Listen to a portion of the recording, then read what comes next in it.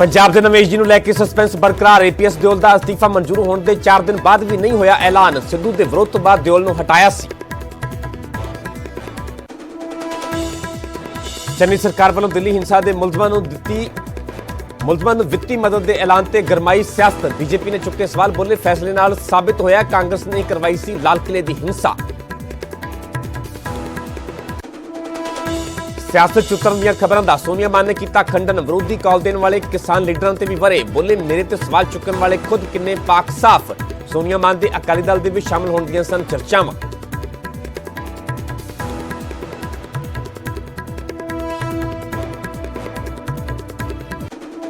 बेरोजगारी के मुद्दे ते चन्नी सरकार ਨੂੰ घेरेगी आम आदमी पार्टी। चंडीगढ़ च मुख्यमंत्री की रिहाइश का करेगी घेराव। दोपहर करीब 12 बजे होगा प्रदर्शन।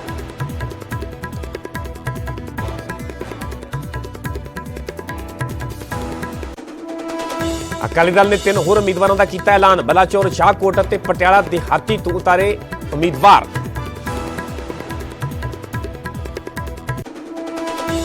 दिल्ली एनसीआर च वाधे प्रदूषण को लैके सुप्रीम कोर्ट सुनवाई शुरू। चीफ जस्टिस रमन्ना की अगवाई च स्पैशल बेंच कर रही है सुनवाई। पंजाब, हरियाणा, दिल्ली, यूपी ते केंद्र सरकार के वकील मौजूद। पंजाब च नहीं रुक रहा डेंगू का कहर। 20,000 के पार पहुंची केसां की गिणती। मोहाली, बठिंडा सने 7 जिले सब तो वध प्रभावित। त्योहारों तो बाद भी सब्जियां दी कीमतां च राहत नहीं। टमाटर अजे भी 70 रुपए किलो, प्याज भी 50 के पार।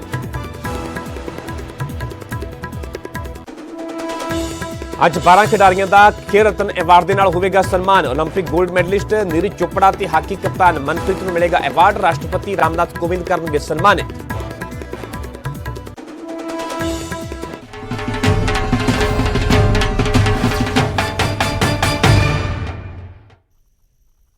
सत श्री अकाल, तुसीं वेख रहे हो न्यूज़ 18 पंजाब, हरियाणा, हिमाचल। मैं परमिंदर सिंह तेजा सारे दर्शकों का बुलेटिन स्वागत है। शुरुआत करांगे पंजाब के नाल जुड़ी हुई वड्डी ते अहम खबर तो, जिसका कि हर कोई इंतजार कर रहा है कि आखिरकार पंजाब नूं हुण नवां एजी मिलेगा कदों।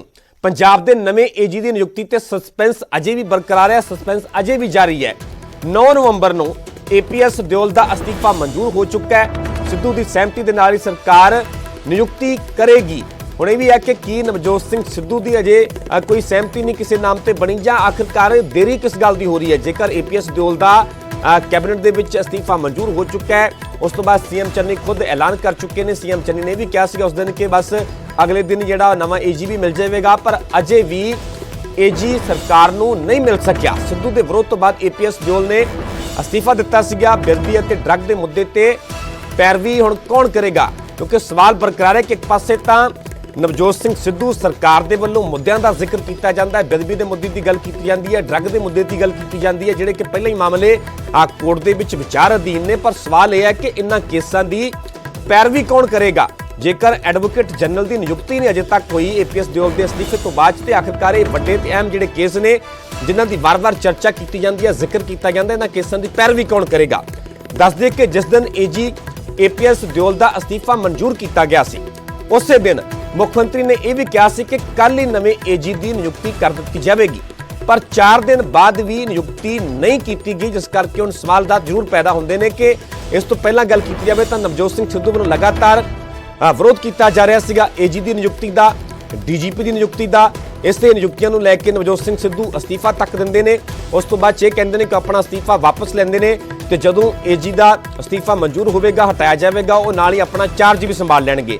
पिछले दिन ही कैबिनेट होंदी है, कैबिनेट के विच एजी एपीएस दिओल का अस्तीफा मंजूर कर लिया जाता है। उस तो बाद प्रेस कॉन्फ्रेंस होंदी है, उस प्रेस कॉन्फ्रेंस के विच नवजोत सिंह सिद्धू भी होंदे ने ते मुख्यमंत्री चरणजीत चन्नी भी होंदे ने। सीएम चन्नी के वल्लों खुद कहा जाता है कि अगले दिन ही एजी मिल जाएगा। 4 दिन बीत चुके हैं, पर अजे भी पंजाब सरकार नूं नवां एजी नवां एडवोकेट जनरल नहीं मिल सकिया। तो सवाल बरकरार है कि आखिरकार जिहड़े अहम केस आ कोर्ट के विच चल रहे हैं, उन्हां केसां की पैरवी कौन करेगा। जेकर सरकार के कोल जे नवां एडवोकेट जनरल ही नहीं है, जेकर नवे एजी ते कोई सहमति नहीं बनी, तो आखिरकार ये वड्डे ते अहम केसां की पैरवी कौन करेगा। क्योंकि लगातार एडवोकेट जनरल की नियुक्ति को लैके विवाद गरमाया। हालांकि कई कांग्रसियों के वल्लों इस फैसले तो बाद अस्तीफा मंजूर होने तो बाद नवजोत सिंह सिद्धू नूं ही निशाने ते लिया गया, कांग्रसियों नूं निशाने ते लिया गया।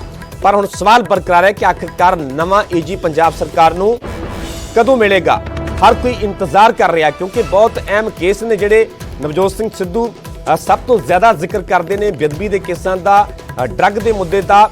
ਪਰ ਕੋਰਟ ਦੇ ਵਿੱਚ ਜਦੋਂ ਕੇਸ ਚੱਲ ਰਿਹਾ ਤੇ ਜੇਕਰ ਸਰਕਾਰ ਦੇ ਵੱਲੋਂ ਕੋਈ ਐਡਵੋਕੇਟ ਜਨਰਲ ਹੀ ਨਹੀਂ ਹੋਏਗਾ, ਸਰਕਾਰੀ ਵਕੀਲ ਹੀ ਨਹੀਂ ਹੋਵੇਗਾ, ਤਾਂ ਫਿਰ ਇਹਨਾਂ ਕੇਸਾਂ ਦੀ ਪੈਰਵੀ ਕਿਵੇਂ ਹੋਵੇਗੀ? ਕਿਉਂਕਿ ਚੰਨੀ ਸਰਕਾਰ ਦੀ ਜੇਕਰ ਹੁਣ ਕਾਰਜਕਾਲ ਦੀ ਗੱਲ ਕੀਤੀ ਜਾਵੇ ਤਾਂ ਕਰੀਬ 50 ਦਿਨ ਦਾ ਸਮਾਂ ਹੀ ਬਾਕੀ ਬਚਿਆ ਹੈ ਜੇਕਰ ਸਰਕਾਰ ਨੇ ਕੋਈ ਵੀ ਵੱਡਾ ਐਕਸ਼ਨ ਲੈਣਾ, ਕੋਈ ਕੰਮ ਕਰਨਾ ਹੈ।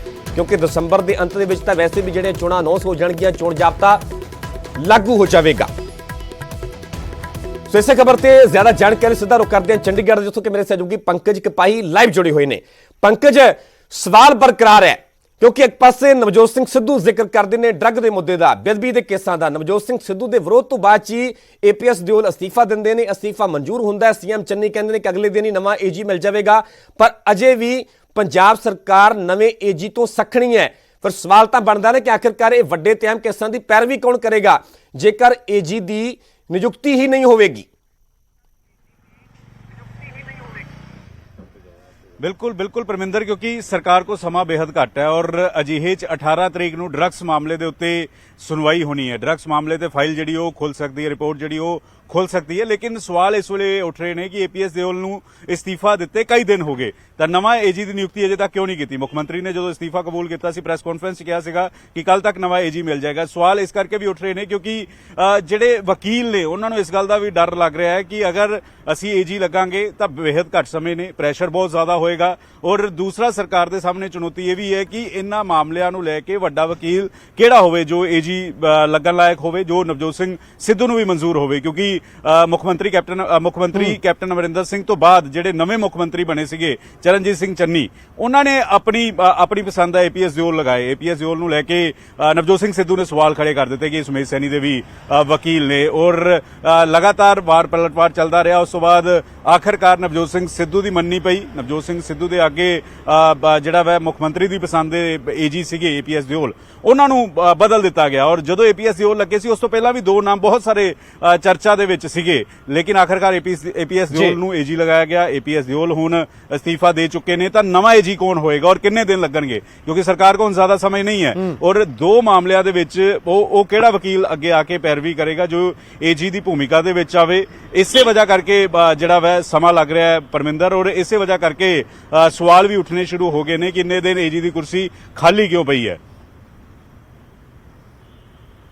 ਜੀ ਪੰਕਜ, ਨਾਲ ਹੀ ਇਹ ਸਵਾਲ ਪੈਦਾ ਹੁੰਦਾ ਹੈ ਕਿ ਕੀ ਸਰਕਾਰ ਦੇ ਵੱਲੋਂ ਪਹਿਲਾਂ ਤਿਆਰੀ ਨਹੀਂ ਸੀ ਕੀਤੀ ਗਈ? ਏਪੀਐਸ ਦਿਓਲ ਨੇ ਅਸਤੀਫਾ ਵੀ ਦੇ ਦਿੱਤਾ, ਅਸਤੀਫਾ ਮਨਜ਼ੂਰ ਵੀ ਹੋ ਗਿਆ, ਪਰ ਕੀ ਪਹਿਲਾਂ ਕਿਸੇ ਨਾਮ ਤੇ ਸਹਿਮਤੀ ਨਹੀਂ ਬਣੀ? ਇਹ ਤਾਂ ਘੱਟੋ ਘੱਟ ਤਿਆਰੀ ਤਾਂ ਪਹਿਲਾਂ ਹੀ ਹੋਣੀ ਚਾਹੀਦੀ ਨਾ, ਕਿਉਂਕਿ ਸਰਕਾਰ ਨੂੰ ਵੀ ਪਤਾ ਹੈ ਕਿ ਕਰੀਬ 50 ਦਿਨ ਬਾਕੀ ਨੇ ਸਰਕਾਰ ਦੇ ਕੋਲ ਕੰਮ ਕਰਨ ਦੇ ਲਈ, ਪਰ ਪਹਿਲਾਂ ਕਿਸੇ ਨਾਮ ਤੇ ਮੋਹਰ ਨਹੀਂ ਲਗਾਈ ਗਈ ਜਾਂ ਨਵਜੋਤ ਸਿੰਘ ਸਿੱਧੂ ਦੀ ਕਿਸੇ ਤੇ ਸਹਿਮਤੀ ਨਹੀਂ ਬਣ ਸਕੀ। ਇਹੀ ਵਜ੍ਹਾ ਮੰਨਿਆ ਜਾਵੇ ਜੇ ਕਿ ਕਿਸੇ ਨਾਮ ਤੇ ਸਹਿਮਤੀ ਨਹੀਂ ਬਣ ਸਕੀ ਜਾਂ ਪਹਿਲਾਂ ਕੋਈ ਜਿਹੀ ਤਿਆਰੀ ਨਹੀਂ ਕੀਤੀ ਗਈ, ਜਿਸ ਕਰਕੇ ਨਵਾਂ ਏਜੀ 4 ਦਿਨ ਬਾਅਦ ਵੀ ਸੀਐਮ ਦੇ ਐਲਾਨ ਕਰਨ ਦੇ ਬਾਅਦ ਵੀ ਨਹੀਂ ਮਿਲ ਸਕਿਆ। ਦੇਖੋ ਪਰਮਿੰਦਰ, ਇਸ ਦੀਆਂ ਦੋ ਵਜ੍ਹਾ ਨੇ। ਇੱਕ ਤਾਂ ਏਜੀ ਉਹ ਲਗਾਏ ਜਾਣਗੇ, ਐਡਵੋਕੇਟ ਜਨਰਲ ਉਹ ਲਗਾਏ ਜਾਣਗੇ ਜੋ ਨਵਜੋਤ ਸਿੰਘ ਸਿੱਧੂ ਨੂੰ ਪਸੰਦ ਹੋਣ। ਅਜਿਹਾ ਨਾ ਹੋਵੇ ਕਿ ਕੋਈ ਮੁੱਖ ਮੰਤਰੀ ਫਿਰ ਪਸੰਦ ਕਰ ਦੇਣ ਔਰ ਉਸੇ ਨਵਜੋਤ ਸਿੰਘ ਸਿੱਧੂ ਸਵਾਲ ਖੜੇ ਕਰ ਦੇਣ। ਦੂਸਰਾ ਇਹ ਵੀ ਹੈ ਕਿੰਨੇ ਦੋ ਵੱਡੇ ਕੇਸਾਂ ਦੇ ਵਿੱਚ ਇੰਨਾ ਘੱਟ ਸਮਾਂ ਬਚਿਆ ਹੋਵੇ ਤਾਂ ਫਿਰ ਕਿਹੜਾ ਵਕੀਲ ਅੱਗੇ ਆਏਗਾ ਜੋ ਏਜੀ ਦੀ ਭੂਮਿਕਾ ਨਿਭਾਏਗਾ? ਕਿਉਂਕਿ ਇਹਨਾਂ ਦੋਹਾਂ ਕੇਸਾਂ ਦੇ ਵਿੱਚ ਜਿਸ ਤਰੀਕੇ ਦੇ ਨਾਲ ਨਵਜੋਤ ਸਿੰਘ ਸਿੱਧੂ ਅਕਾਲੀ ਦਲ ਦੇ ਦੋ ਵੱਡੇ ਲੀਡਰਾਂ ਦਾ ਜ਼ਿਕਰ ਕਰਦੇ ਨੇ, ਲਗਾਤਾਰ ਕਹਿੰਦੇ ਨੇ ਕਿ ਇਹਨਾਂ ਦੇ ਉੱਤੇ ਆਰੋਪ ਮੰਨਦੇ ਹੋਏ ਨਜ਼ਰ ਆਉਂਦੇ ਨੇ, ਤਾਂ ਉਹਨਾਂ ਨੂੰ ਲੈ ਕੇ ਵੀ ਵਕੀਲ ਕਿਤੇ ਨਾ ਕਿਤੇ ਡਰਦੇ ਨੇ। ਦੂਸਰਾ ਇਹ ਹੈ ਕਿ ਮੁੱਖ ਮੰਤਰੀ ਚਰਨਜੀਤ ਸਿੰਘ ਚੰਨੀ ਉਹਨਾਂ ਦੀ ਪਸੰਦ ਦਾ ਹੋਵੇ, ਨਵਜੋਤ ਸਿੰਘ ਸਿੱਧੂ ਫਿਰ ਖਫਾ ਹੋ ਜਾਣ। ਇਸੇ ਕਰਕੇ ਥੋੜਾ ਸਮਾਂ ਲੱਗ ਰਿਹਾ ਹੈ ਔਰ ਇੰਤਜ਼ਾਰ ਹੈ ਕਿ ਕਦੋਂ ਏਜੀ ਲੱਗਣ, ਕਿਉਂਕਿ 18 ਤਰੀਕ ਦੀ ਜਿਹੜੀ ਸੁਣਵਾਈ ਹੈ ਹਾਈ ਕੋਰਟ ਦੀ ਡਰੱਗਸ ਮਾਮਲੇ ਦੇ ਵਿੱਚ, ਉਸ ਦੇ ਵਿੱਚ ਰਿਪੋਰਟ ਠੀਕ ਹੋ ਸਕਦੀ ਹੈ ਔਰ ਨਵੇਂ ਏਜੀ ਨੂੰ ਸਮਾਂ ਵੀ ਚਾਹੀਦਾ ਹੋਏਗਾ, ਤਾਂ ਅਜਿਹੇ ਸਮਾਂ ਬੇहद ਘੱਟ ਹੈ। ਠੀਕ ਹੈ ਪੰਕਜ, ਫਿਲਹਾਲ ਦੀ ਪੂਰੀ ਜਾਣਕਾਰੀ ਤੁਹਾਡਾ ਬਹੁਤ ਬਹੁਤ ਧੰਨਵਾਦ। ਸੋ ਵਾਕਈ ਸਵਾਲ ਬਰਕਰਾਰ ਹੈ ਤੇ ਇੰਤਜ਼ਾਰ ਕੀਤਾ ਜਾ ਰਿਹਾ, ਸੂਬੇ ਦੀ ਜਨਤਾ ਵੀ ਇੰਤਜ਼ਾਰ ਕਰਦੀ ਹੈ ਕਿ ਆਖਿਰਕਾਰ ਨਵਾਂ ਐਡਵੋਕੇਟ ਜਨਰਲ ਹੋਵੇਗਾ ਕੌਣ, ਕਦੋਂ ਨਿਯੁਕਤੀ ਹੋਵੇਗੀ। ਵੱਡੇ ਅਹਿਮ ਕੇਸ ਜਿਹੜੇ ਪਹਿਲਾਂ ਹੀ ਅਦਾਲਤਾਂ ਦੇ ਵਿੱਚ ਚੱਲ ਰਹੇ ਨੇ ਉਸ ਦੀ ਪੈਰਵੀ ਕੌਣ ਕਰੇਗਾ? ਕਿਉਂਕਿ ਨਵਜੋਤ ਸਿੰਘ ਸਿੱਧੂ ਦੇ ਵਿਰੋਧ ਤੋਂ ਬਾਅਦ ਚ ਏਪੀਐਸ ਦਿਓਲ ਨੇ ਅਸਤੀਫਾ ਵੀ ਦੇ ਦਿੱਤਾ, ਅਸਤੀਫਾ ਮਨਜ਼ੂਰ ਵੀ ਹੋ ਗਿਆ, 4 ਦਿਨ ਬੀਤ ਚੁੱਕੇ ਨੇ, ਪਰ ਅਜੇ ਤੱਕ ਨਵਾਂ ਏਜੀ ਹੋਵੇਗਾ ਕੌਣ ਅਜੇ ਕੋਈ ਵੀ ਸਾਫ਼ ਨਹੀਂ ਹੋ ਸਕਿਆ, ਕੋਈ ਵੀ ਅਜਿਹੀ ਨਿਯੁਕਤੀ ਨਹੀਂ ਹੋ ਸਕੀ।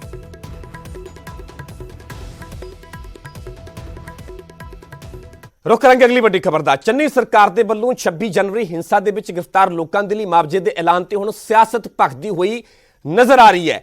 बीजेपी ने सरकार दे इस फैसले ते सीधे तौर ते सवाल चुके ने। बीजेपी का कहना है कि साबित हो गया है कि 26 जनवरी हिंसा पिछे सी कांग्रेस। ये वड्डा बयान दिता गया, वड्डा हमला कांग्रेस ते बोलिया गया बीजेपी वालों। इस फैसले तो बाद बीजेपी का कहना है कि इस दे नाल साबित हो गया है कि 26 जनवरी नूं जिहड़ी हिंसा हुंदी है उस दे पिछे कांग्रेस सीगी। कांग्रेस देश नूं तोड़न वालियां शक्तियां दे नाल है। वड्डा हमला बीजेपी ने कांग्रेस ते बोलिया। चन्नी सरकार ने 2-2 लाख दे मुआवजे का दरअसल ऐलान किया है। 83 लोगों को मुआवजा देने का ऐलान किया गया है। विधान सभा का जिहड़ा इजलास होया सीगा, विशेष इजलास दे विच जिहड़े कांग्रेस के विधायक ने कुलदीप वैद, उन्होंने वालों यह मुद्दा चुकया गया सीगा, जिस तो बाद सरकार के वालों ऐलान किया गया सीगा। चन्नी सरकार ने 2-2 लाख के मुआवजे का ऐलान किया। इस तो पहला विधान सभा के कमेटी भी बनाई जाती है। कमेटी के वालों ਜਿਹੜੇ भी लोग प्रभावित होए, जिन्हें लोगों की भी 26 जनवरी की हिंसा के बाद किसानों की गिरफ्तारी होती है, उन्होंने बयान भी कलमत किए जाते हैं कमेटी के वालों। कमेटी के वालों रिपोर्ट विधान सभा के स्पीकर को सौंपी जाती है, फिर इजलास के मुद्दा चुकया जाता, उस तो बाद ये ऐलान किया जाता है। पर इस वड्डे फैसले तो बाद, इस ऐलान तो बाद सरकार बीजेपी के निशाने ते आ गई है। बीजेपी ने सीधे तौर पर कांग्रेस से हमला बोलिया कि इस फैसले के नाल ये साबित हो चुका है कि 26 जनवरी हिंसा के पिछे कांग्रेस सी। कांग्रेस देश नूं तोड़न वालियां शक्तियां दे नाल है। ये बीजेपी ने वड्डा हमला बोलिया है पंजाब सरकार ते कांग्रेस सरकार ते।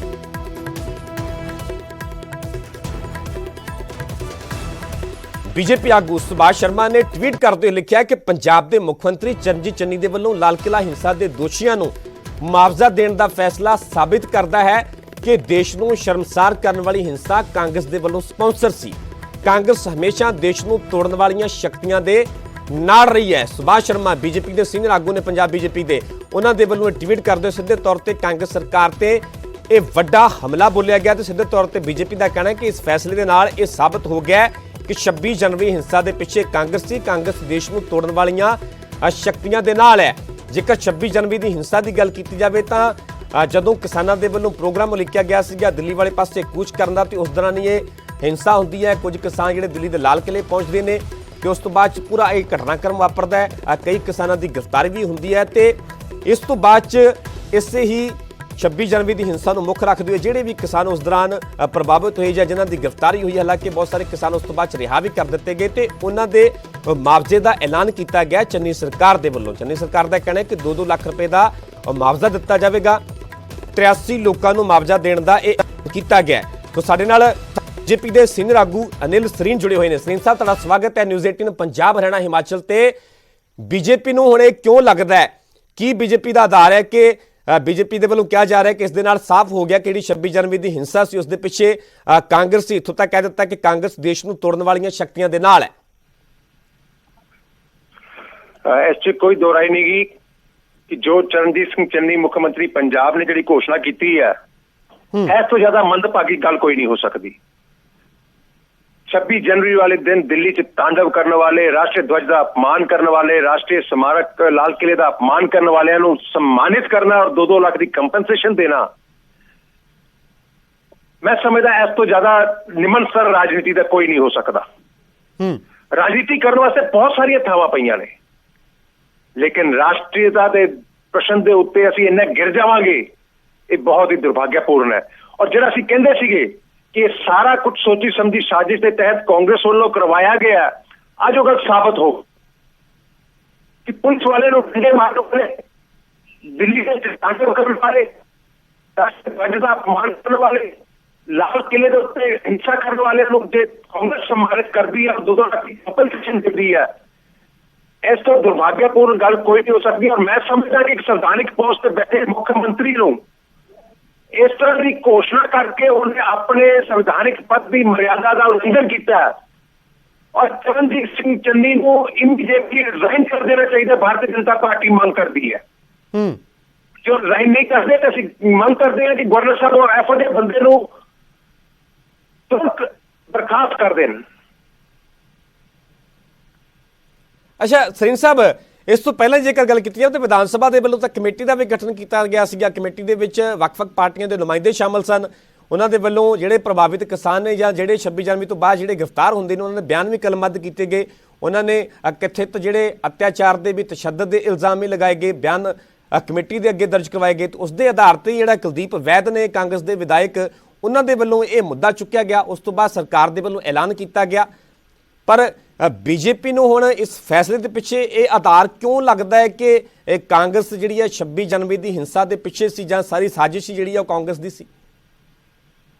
ਮੈਂ ਤੇਜਾ ਜੀ ਤੁਹਾਡੇ ਮਾਧਿਅਮ ਦੇ ਨਾਲ ਦੇਸ਼ ਦੀ ਜਨਤਾ ਨੂੰ ਪੁੱਛਣਾ ਚਾਹੁੰਦਾ ਕਿ ਆ ਤੁਹਾਡੇ ਟੈਲੀਵਿਜ਼ਨ ਚੈਨਲ ਦੇ ਉੱਤੇ ਇਸ ਵੇਲੇ ਨਾਲ ਦਿਖਾਈ ਜਾ ਰਹੀ ਹੈ 26 ਜਨਵਰੀ ਸਾਹਿਬ ਬਣੇ ਰਹੋ ਕਾਂਗਰਸ ਦਾ ਪ੍ਰਤੀਕਰਮ ਜਾਨਣਾ ਬੜਾ ਜ਼ਰੂਰੀ ਹੈ। ਸਾਡੇ ਨਾਲ ਕਾਂਗਰਸ ਦੇ ਆਗੂ ਜੀਐਸ ਬਾਲੀ ਸਾਹਿਬ ਜੁੜੇ ਹੋਏ ਨੇ। ਬਾਲੀ ਸਾਹਿਬ ਤੁਹਾਡਾ ਸਵਾਗਤ ਹੈ ਨਿਊਜ਼ 18 ਪੰਜਾਬ ਤੇ। ਸਾਡੇ ਨਾਲ ਅਨਿਲ ਸਰੀਨ ਜੁੜੇ ਹੋਏ ਨੇ। ਬੀਜੇਪੀ ਦਾ ਸਿੱਧੇ ਤੌਰ ਤੇ ਕਹਿਣਾ ਹੈ ਜਿਹੜਾ ਕਿ ਸਰਕਾਰ ਦੇ ਵੱਲੋਂ ਐਲਾਨ ਕੀਤਾ ਗਿਆ ਹੈ ਕਿ ਚੰਨੀ ਸਰਕਾਰ ਨੇ 2-2 ਲੱਖ ਦੇ ਮੁਆਵਜ਼ੇ ਦੇਣ ਦਾ ਐਲਾਨ ਕੀਤਾ। ਜਿਹੜੇ 26 ਜਨਵਰੀ ਦੀ ਹਿੰਸਾ ਦੇ ਵਿੱਚ ਗ੍ਰਿਫਤਾਰ ਜਿਹੜੇ ਕਿਸਾਨ ਸੀਗੇ, ਜਿਹੜੇ ਵੀ ਲੋਕ ਸੀਗੇ, ਬੀਜੇਪੀ ਦਾ ਕਹਿਣਾ ਹੈ ਕਿ ਇਸ ਦੇ ਨਾਲ ਸਾਬਤ ਹੋ ਗਿਆ ਹੈ ਕਿ 26 ਜਨਵਰੀ ਹਿੰਸਾ ਦੇ ਪਿੱਛੇ ਕਾਂਗਰਸ ਸੀ। ਕਾਂਗਰਸ ਦੇਸ਼ ਨੂੰ ਤੋੜਨ ਵਾਲੀਆਂ ਸ਼ਕਤੀਆਂ ਦੇ ਨਾਲ ਹੈ।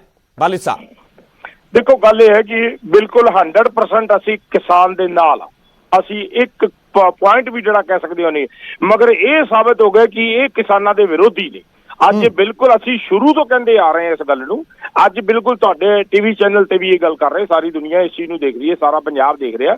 ਅਸੀਂ ਕਿਸਾਨਾਂ ਦੇ ਬਿਲਕੁਲ ਹੱਕ 'ਚ ਆ। ਜਿਹੜੇ ਕਿਸਾਨ ਫੱਟੜ ਹੋਏ ਨੇ, ਜਿਨ੍ਹਾਂ ਨੂੰ ਇਹਨਾਂ ਨੇ ਡਾਂਗਾ ਮਾਰੀਆਂ, ਜਿਨ੍ਹਾਂ ਨੂੰ ਇਹਨਾਂ ਨੇ ਗੋਲੀਆਂ ਮਾਰੀਆਂ, ਜਿਨ੍ਹਾਂ ਨੂੰ ਇਹਨਾਂ ਨੇ ਅਸਰਤਾ ਫੈਲਾਈ ਹੈ ਉੱਥੇ ਹਰਿਆਣੇ ਐਂਡ ਬਾਰਡਰ ਦੇ ਉੱਤੇ, ਅਸੀਂ ਬਿਲਕੁਲ ਕਿਸਾਨਾਂ ਦੇ ਨਾਲ ਆ ਔਰ ਆਪਾਂ ਕਿਸਾਨਾਂ ਦੇ ਨਾਲ ਰਹਾਂਗੇ। ਸਾਡੇ ਮੁੱਖ ਮੰਤਰੀ ਸਾਡੇ ਚੰਨੀ ਸਾਹਿਬ ਨੇ ਜੋ ਕੰਮ ਕੀਤਾ ਬਹੁਤ ਵਧੀਆ ਕੀਤਾ। ਠੀਕ ਹੈ ਬਾਲੀ ਸਾਹਿਬ ਬਣੇ ਰਹੋ। ਸਰੀਨ ਸਾਹਿਬ ਜਿਹੜੇ ਸਰੀਨ ਸਾਹਿਬ ਬਾਲੀ ਸਾਹਿਬ ਤਾਂ ਕਹਿ ਰਹੇ ਨੇ ਕਿ ਇਸ ਦੇ ਨਾਲ ਸਾਫ਼ ਹੋ ਗਿਆ ਕਿ ਬੀਜੇਪੀ ਕਿਸਾਨ ਵਿਰੋਧੀ ਹੈ, ਕਿਸਾਨਾਂ ਦੇ ਨਾਲ ਨਹੀਂ ਹੈ, ਪਰ ਕਾਂਗਰਸ ਕਿਸਾਨਾਂ ਦੇ ਨਾਲ ਹੈ। ਕਿਸਾਨਾਂ ਦੇ ਨਾਲ ਹੋਣਾ ਔਰ ਦਿੱਲੀ ਦੀ 26 ਜਨਵਰੀ ਨੂੰ ਤਸ਼ੱਦਦ ਕਰਨ ਵਾਲੇ ਨਾਲ ਹੋਣਾ ਫਰਕ ਹੈ ਜੀ। ਦਿੱਲੀ ਦੇ ਜੋ ਗੁੰਡਾ ਅੰਸਰ ਸੀ ਜਿਨ੍ਹਾਂ ਨੇ 26 ਜਨਵਰੀ ਨੂੰ ਤਾਂਡਵ ਕੀਤਾ, ਲਾਲ ਕਿਲੇ ਦੇ ਉੱਤੇ ਲਾਲ ਕਿਲੇ ਦਾ ਅਪਮਾਨ ਕੀਤਾ, ਰਾਸ਼ਟਰੀ ਸਮਾਰਕ ਦਾ, ਰਾਸ਼ਟਰੀ ਧਵਜ ਦਾ ਅਪਮਾਨ ਕੀਤਾ, ਕੀ ਇਹ ਕਾਂਗਰਸ ਉਸ ਦੀ ਜ਼ਿੰਮੇਵਾਰੀ ਲੈਂਦੀ ਹੈ? ਕਿਸਾਨਾਂ ਦੀ ਆੜ ਦੇ ਵਿੱਚ ਤੁਸੀਂ ਅਰਾਜਕਤਾ ਫੈਲਾਓਗੇ, ਦੇਸ਼ ਦੇ ਦੇਸ਼ ਨੂੰ ਸਿਰ ਕਰਨ ਦੀ ਕੋਸ਼ਿਸ਼ ਕਰੋਗੇ। ਕਿਸਾਨਾਂ ਦੇ ਨਾਲ ਹੋਣਾ ਇੱਕ ਅਲੱਗ ਚੀਜ਼ ਹੈਗੀ ਹੈ। ਭਾਰਤੀ ਜਨਤਾ ਪਾਰਟੀ ਵੀ ਕਿਸਾਨਾਂ ਦੀ ਪਾਰਟੀ ਹੈ, ਕਿਸਾਨਾਂ ਦੇ ਨਾਲ ਹੈ।